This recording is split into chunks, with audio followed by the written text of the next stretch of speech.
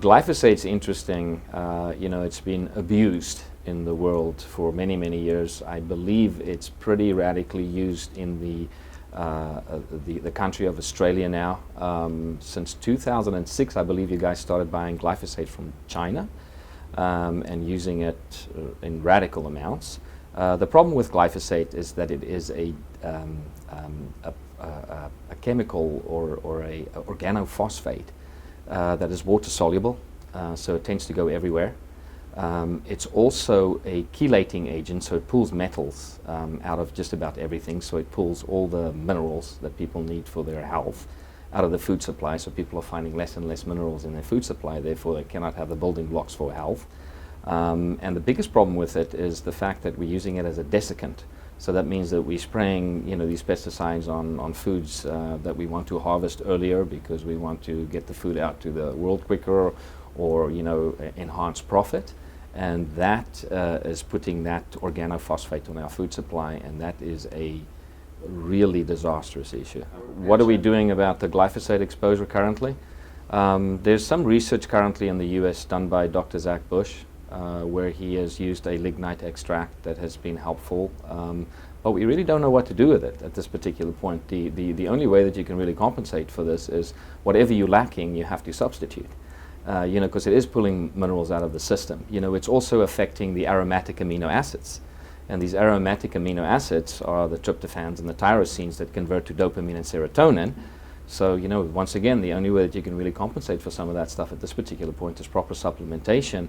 As far as pulling all the glyphosate out of the world and the food supply and the water and the shower water, we're looking at a big issue there. We don't really have the answers on that, which is kind of a scary thought, but at this particular point, that's really what we know. And cleaning up the act, staying away from the foods that are being sprayed with the product as a desiccant. Eat as much organic as you can because it's helpful. We've run some glyphosate tests in my office on patients, and everybody tests positive. There's levels of it, but it's pretty much out there for all of us at this point. Yeah, I work with a tremendous amount of intestinal permeability cases where if you clean up the act of the diet, try and get them away from as many of these glyphosate foods as you can, and then you give them supplementation at a reasonably aggressive dose, you definitely can see improvement in those cases most of the time. So intestinal permeability is something I think any kind of integrative practitioner is working with today. I think because we are the only people that people come to for answers, because nobody can figure it out because it's chronic, and you can't point the finger at exactly what it is. But in clinical practice on a daily basis, if I have to say that there's one particular case that stands out, there isn't, because I'm working with so many IBS cases and IBD cases, and from a foundational standpoint, the only thing that I can say is, in my own opinion, I feel there's levels of intestinal permeability, and that's not really been written about or published much, but I believe that if I look at my patient base, some patients react to everything that they eat, even real good quality food, and that's a severely permeable person, because even the antioxidant-rich and healthy and healing foods are actually causing an inflammatory response that's so strong in that person's body that they actually have a negative reaction to it. And those particular cases is very, very slow progressive steps. Some people, when you just remove the glyphosate and the herbicides and the desiccant sprayed or oversprayed food groups, you see improvement immediately, because if they're not severely compromised, then those aromatic amino acids start to convert properly. They're starting to get the minerals and the vitamins back in the food supply and into their systems, and they can absorb it again.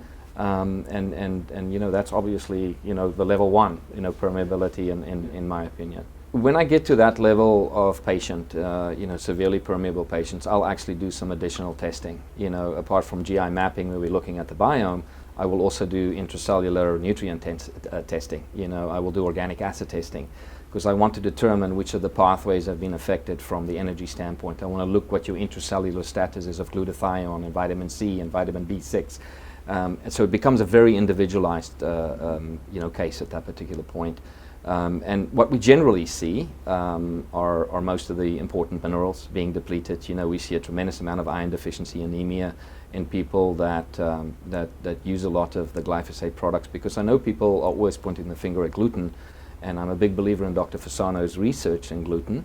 You know, if you look at some of the research of some of the more published people in glyphosate, you'll see that they actually have the same villi atrophy from glyphosate use in other products that you get from gluten and celiac disease. As far as what I use for these people, well, anything that you can put your hands onto that they're deficient in, you know, so I clearly would give them the B complex that we use.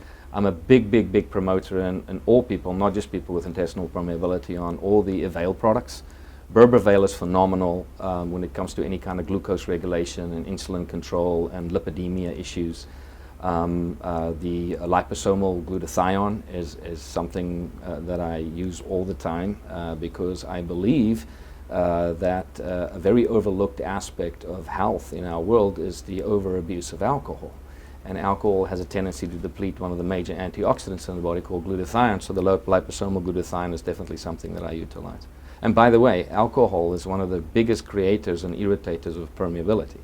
Very unknown fact, but if you drink excessively, you're actually causing tight junction permeability.